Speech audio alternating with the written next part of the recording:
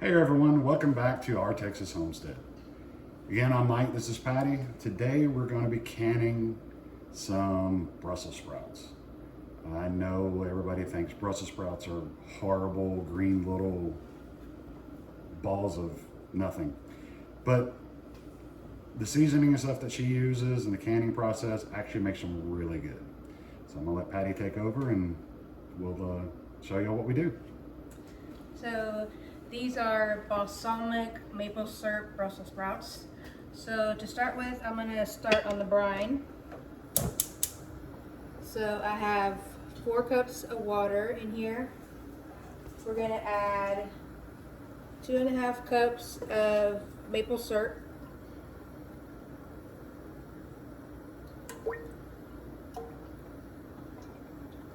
I had to add a little honey to it because we ran out of maple syrup. You just want the sweetness of it. And then 2.5 cups of balsamic vinegar. A cup of wine. What kind of wine are you using? I actually use cooking cherry because we don't have any wine, but either way, it all works. And then it's 3 cups of white vinegar.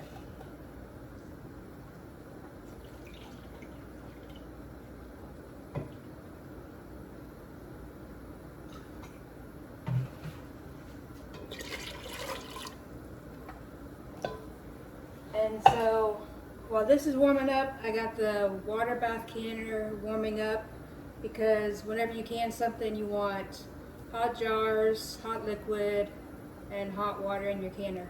But or you do everything cold. So I got the jars in the oven warming up also.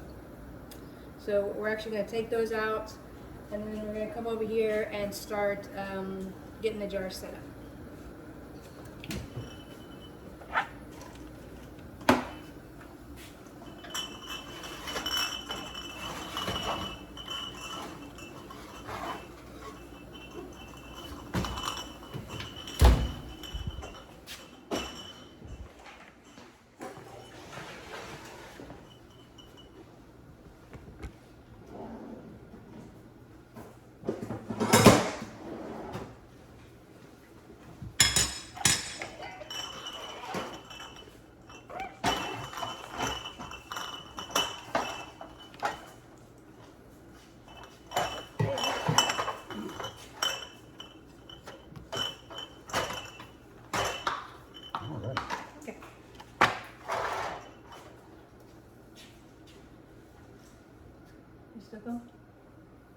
Okay, so here I already have a bunch of Brussels sprouts washed and cut up. I just have a few more to go.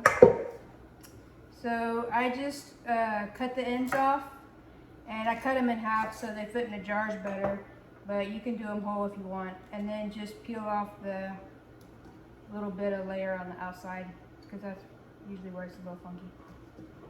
So basically the single leaf on the outside, what you're taking off of it? Yeah.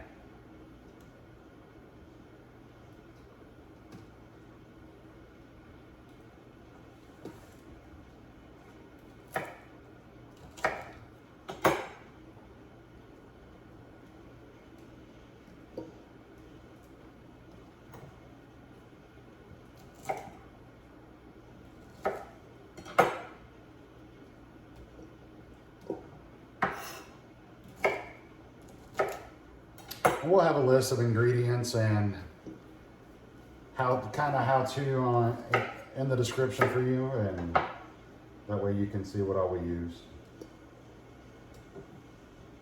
So Mike was talking how people think Brussels sprouts are gross, and I always did. And I always thought beets were gross and black-eyed peas. But then I watched a bunch of canning videos and everybody was canning beets, so I figured I would try it, and they are so much better than the canned ones you buy at the grocery store. So Yeah, it's a completely different taste than what you get at the grocery store. it makes a difference making your own, and you can add whatever ingredients you want to add to it. So, you say that? Huh? I thought you were gonna say something. Okay, so in these jars, I've already put the seasonings, but I'm gonna do it for these three. But it's just 4 to 5 peppercorns in each jar.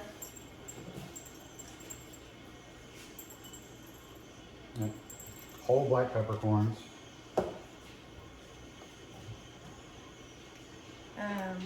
A 1/4 teaspoon of salt.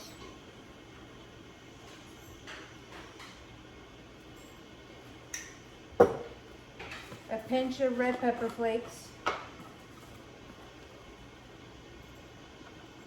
If you want them a little spicier, of course, you can add more red pepper flakes, or you can even add more seasoning to it and make it, make them your own. That's the best way to do it. I mean, you can try our version and see what you think would taste better for you. The only thing with changing stuff when you're water bath canning is you have to make sure the acidic level stays the same. So just don't change like the amount of vinegar to water would be like the only thing. And then you add a pinch of pickle crisp, and that just keeps the Brussels sprouts crispier instead of getting soggy.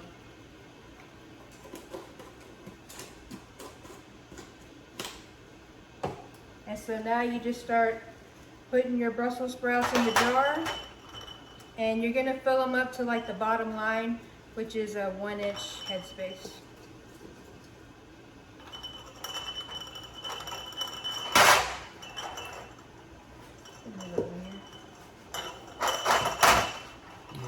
Move the trailer.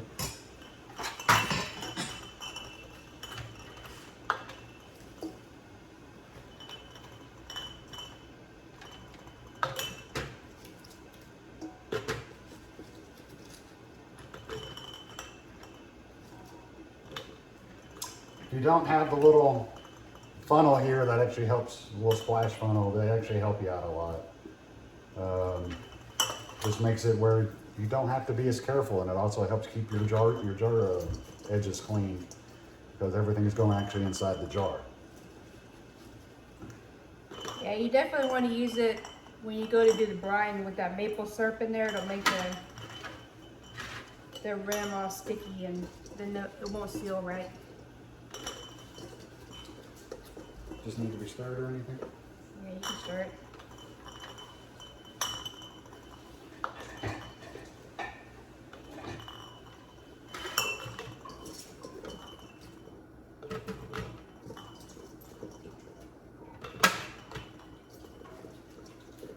Make sure you stir your brine so that way all the maple syrup and everything's not just stuck on the bottom and not cooking.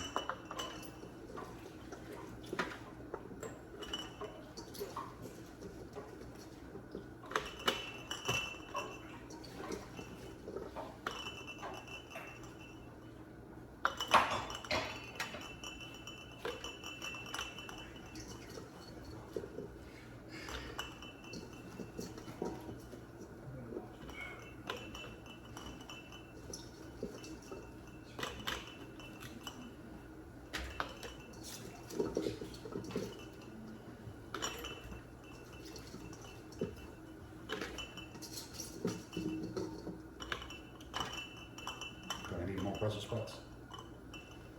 Well, that's all I got. So I wasn't sure how many would fill up. I was gonna measure how many Brussels sprouts it was, but I forgot. But it was like a big stalk and then a bag of them. So. Right. So then when you get all the Brussels sprouts in there, if your brine's warmed up, then you can start filling up the brine in them. And yes, the jars are still warm even to the touch.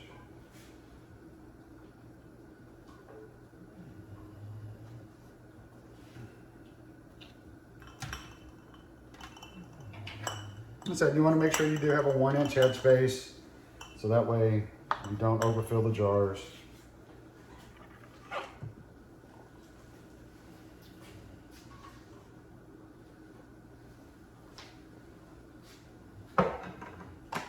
So the brine's warm. I didn't bring it to a boil or anything, but it's just, you can see the steam starting to come off of it.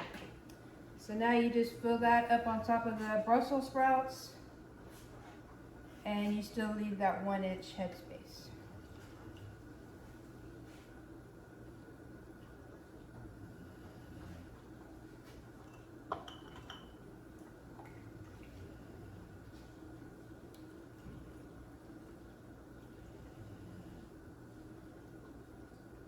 The ladle and the funnel and everything, we'll have it down in a link for you. So that way, if you're interested in getting those, we'll have an affiliate site with Amazon. So that way, if you purchase it from us, we get a couple bucks back. Even if you're not purchasing those, you can actually purchase anything you want through our link and help out the channel and help us upgrade equipment and everything else. And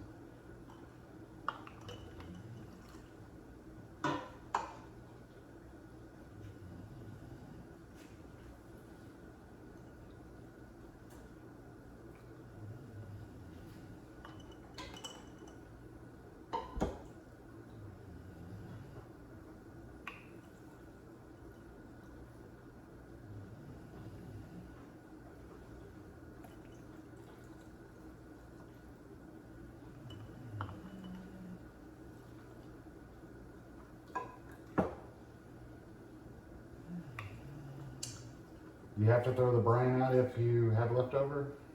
No, I was fixing to say you can actually can up your leftover brine, and then you can save it for the next time you make another batch of them. So we'll see if we got room in the canner for it.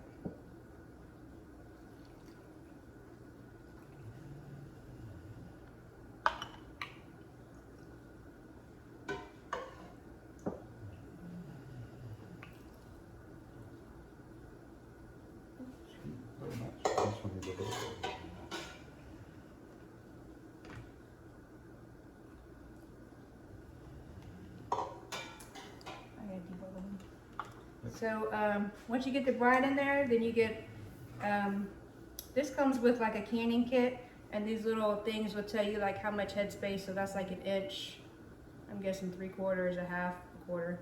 And then you can use the stick to go down around everything to get all the bubbles out, so then it seals up better.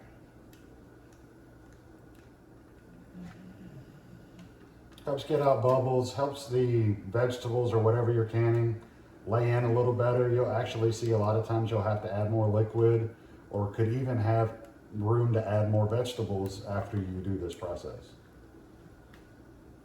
Yeah, so we'll have to add more liquid to some of these.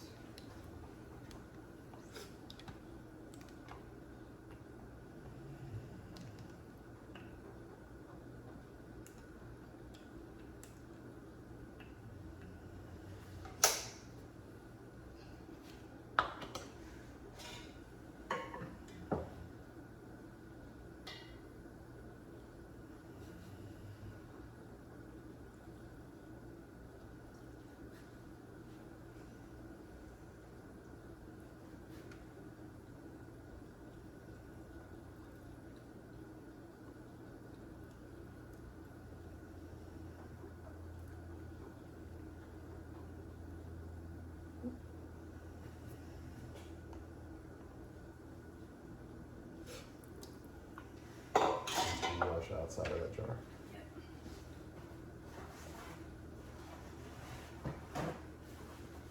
If you put a little too much in it, do exactly what I did. Just take it, pour it in the sink until it's at the level you want it to be.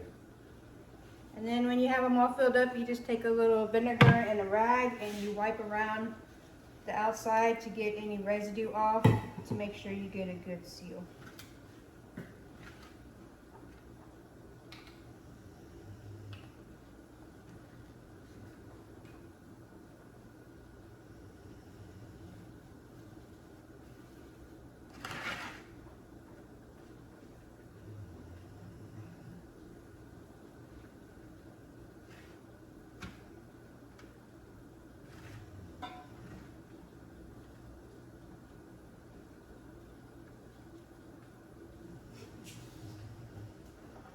When you take your jars, you used to have to boil them to get the seal like softened up, but they say you don't have to anymore. So just put your lids on. I do recommend you wash your lids off after you get them out of the box and just naturally clean them, and that way they're ready to go. Yeah, make sure you wash your jars when you take them out of the box too.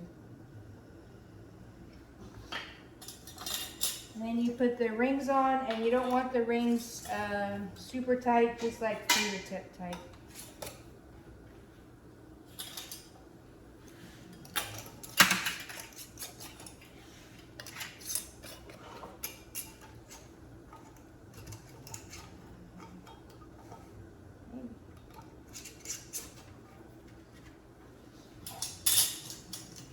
Three more. Four more.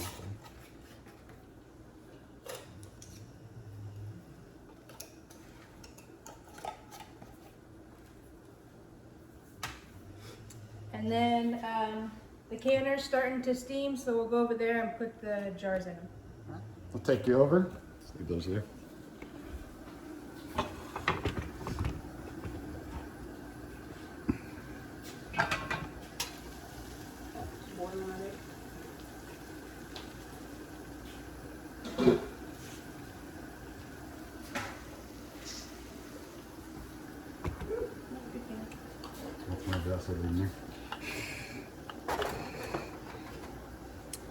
Okay, so the water's already boiling, so we'll go ahead and put our jars in. Whenever you're water bath canning, you always want the water 2 inches above the top of the jars.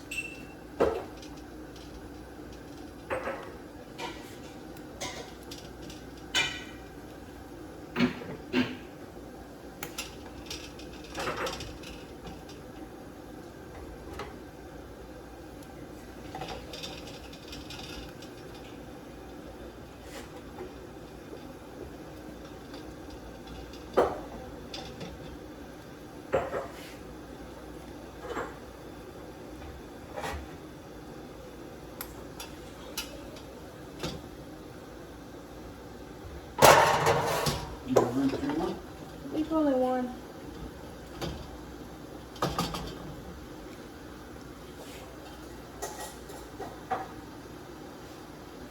All right, and there's your brine to go into for your next batch.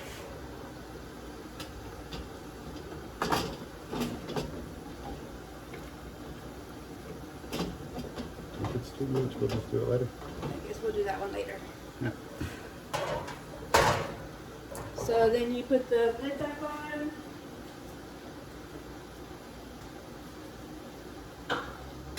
And then for pints, you gotta let it come back up to a boil.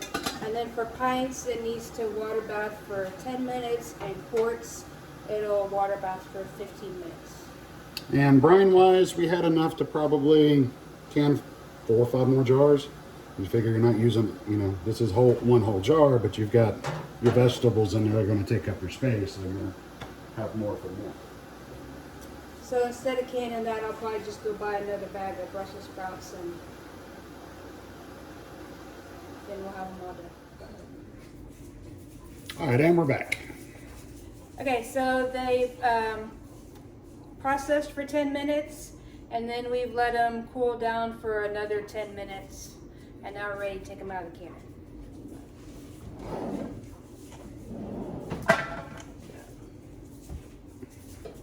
You always want to lift it away from you, or else you're going to burn your hand really bad. I learned that one from experience. All right, so from here, let's take them out. Don't clink them together, don't tilt them. Any water in the lids you take off with a towel or a paper towel.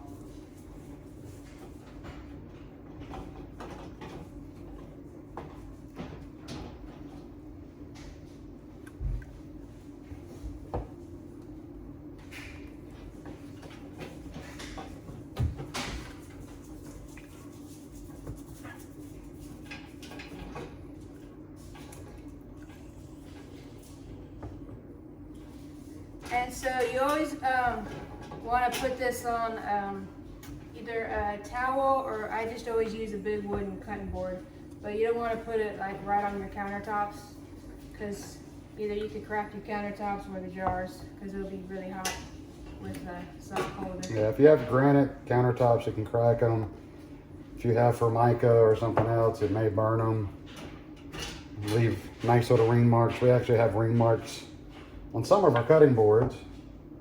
But you can always take cutting board oil and everything and clean them up and get it out. All right. Okay, so these will sit here for 24 hours.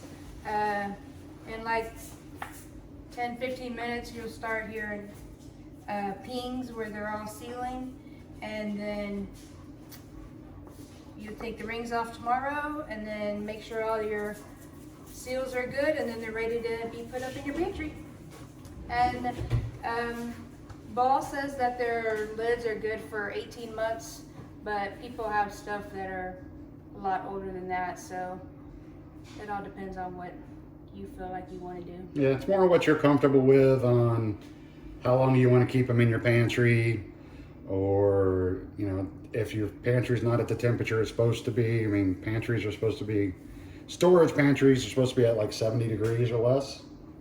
So it all depends on you. We've had them in there for a year, haven't had any problems, and yeah, they've tasted just fine. Yep. But you also want to make sure you're rotating your pantry out, so you know you don't have something sitting in there for years and years. And like people always say, can what you're going to eat, so Yep. that way you go through it and it's worth doing it. Well, we hope y'all enjoyed this video. Be sure you like, subscribe, share the video with your friends, family. I know a lot of you watch the videos and don't subscribe. So far, about 78% will watch it and not subscribe, but that's kind of an average through multiple channels that I watch. So help us out, subscribe to the channel, and you'll see a lot more coming up. Again, the links and everything will be down in the description, and the recipe. And if you need anything else, you know, we're here. Type it all down in the comments. We'll be more than happy to read them and respond to you. Again, have a blessed day. Again, remember, it's all about family. See y'all next time.